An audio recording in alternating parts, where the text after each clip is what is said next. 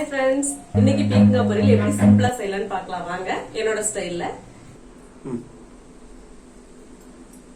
First ரெண்டு கொனையும் cut பண்ணிக்கலாம். அப்புறம் இந்த மாதிரி தோல் சீவறது வச்சு இது சீவிக்கலாம். இது மெதுவா பண்ணலாங்களே. கடகடன்னு பண்ணி பழகிருச்சு அப்படியே. ஓ ஃபாஸ்டா பண்ணி பழகிருச்சு. நினைக்காதீங்க, பேசிக்கா சமையல் பண்றவங்களுக்கு இந்த மாதிரி சின்ன சின்ன விஷயங்கள்லாம் தெரியாது. அதனால அதை அப்படியே கத்துக்கங்க.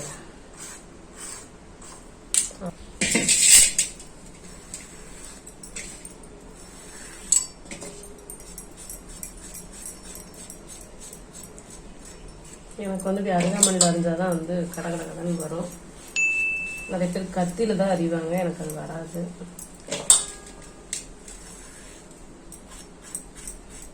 மெதுவாவே பண்ணலாமே. மெதுவா வராது, அப்படியே பழகிடுச்சு.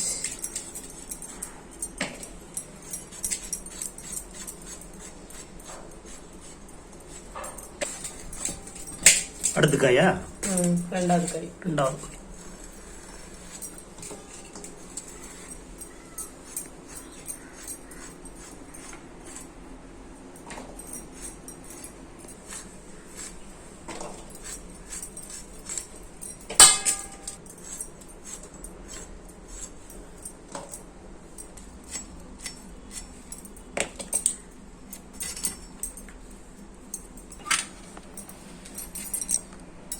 வெங்காயம் ஒரே ஒரு குட்டி வெங்காயம் அரிஞ்சு வச்சிருக்கீங்களா? போதும். பல்லாரி.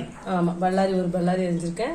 தேங்காய் வந்து ஏற்கனவே குழம்பு தரிசு பரவ வச்சிருக்கேன். இந்த காய் அளவா அளவா போட்டு. தேங்காய் அதிகமா போட்டா கசக்காதா? தேங்காய்லாம் கசக்காது, இனிக்குது செய்ய. தேங்காய் போட்டா பொரியல் டேஸ்டா இருக்கும்.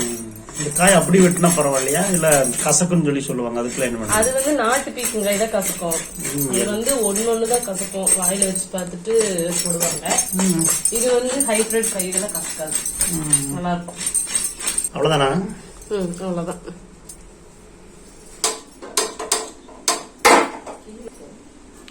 கீழே ஆஃப் பண்ணி வச்சுட்டு கேஸ் ஆன் பண்ணீங்கன்னா அப்படி எப்படி ஆனா? வா, சூப்பரா பத்துறீங்க.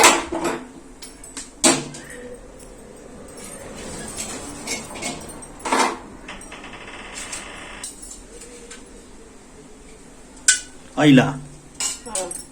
நான் கடலை எண்ணெய் தான் யூஸ் பண்ணுவேன். கடலை எண்ணெய் தான் யூஸ் பண்ணுவீங்களா? கடுகு போடுறீங்க. வெடிக்குது வெடிக்குது வெடிக்குது.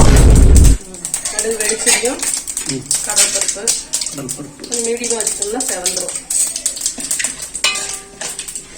கடலைப்பருப்பு பொரியும் போது கொஞ்சம் மீடியமா வச்சா செவந்துடும், இல்லைன்னா கருப்பு கலர் ஆயிரும். கருப்பு கடல் கருப்பு ஆயிரும் இல்ல? அதனால அப்ப மட்டும் கொஞ்சம் சிம்பிளா சிம்ல வச்சுட்டு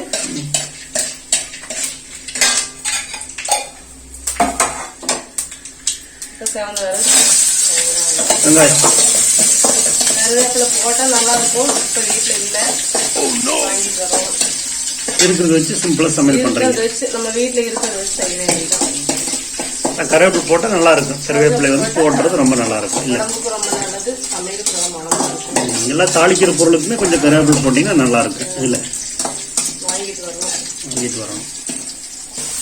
பிங்கைக்கு போட்டலாம், வெட்டி வச்சு பீக்கிங்க உள்ள போட்டலாம். போட்டுட்டு உப்பு, காய் கலவு உப்பு, லைட்டா உப்பு போட்டுக்கோங்க. காய் கலவு உப்பு போட்டாச்சு. அந்த உப்பு இருக்கிற தண்ணி, காய் இருக்கிற தண்ணியே போதும். பீக்காய்க்கு வந்து தண்ணி ஊற்ற வேண்டாம். தண்ணி ஊற்றினா வந்து ரொம்ப நேரம் ஆகும் வேகறதுக்கு. இதுல இருக்கிற தண்ணியே வந்து போதும் காய்க்கு.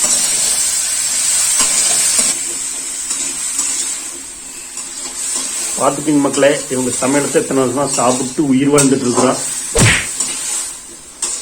ஹெல்தியா ஆரோக்கியமா இருக்கீங்கன்னு சொல்லுங்க. எவ்வளவு ஸ்லிம்மா இருந்துட்டு இருக்கீங்க இப்போ.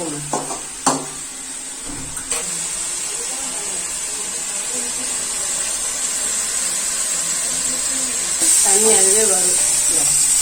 தண்ணி வருது, கூட்டம் வச்சு பிடிச்சிடலாமா? ஆமாங்க, சொன்ன மாதிரியே அந்த காயில தண்ணி வரும். பீக்காய்க்கு மட்டும் தண்ணி ஊற்றக்கூடாது. நாளா தெரியாதப்ப முதல்ல நிறைய ஊற்றி வச்சிருக்கேன். ஒரு வட்டம் தண்ணி ஊற்றிடுவாங்க. ஒரு அதுக்கப்புறம் இது வடிச்சுட்டு போட்டு அதுக்கப்புறம் தாளிச்சு விடுவாங்க. அது சுண்டுறதுக்கு ரொம்ப நேரம் ஆகும். இப்ப அப்படியே பழகிடுச்சு. மிளகாத்தூள், வீட்டுல அரைச்ச மிளகாத்தூள், வர மிளகாத்தூள் போட போறீங்களா? அங்க காய் வந்துட்டு இருக்குது, இங்க வந்து ரெஸ்ட் எடுத்துட்டு இருக்காங்க.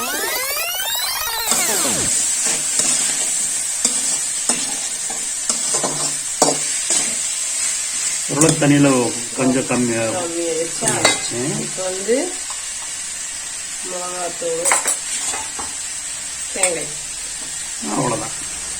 பொரியல் டக்குன்னு ரெடி ரெடி ஆகுது. பீக்கங்கா பொரியல் டக்குன்னு ரெடி பண்ணிட்டாங்களாமா. நம்ம டக்குன்னு சாப்பிட்டு டேஸ்ட் சொல்லிட வேண்டியதான். குழந்தைகளுக்குலாம் ரொம்ப பிடிக்கும் பீக்கங்கா பொரியல். 2 காய் போட்ட முழு காய் இவ்வளவுதான் வந்து.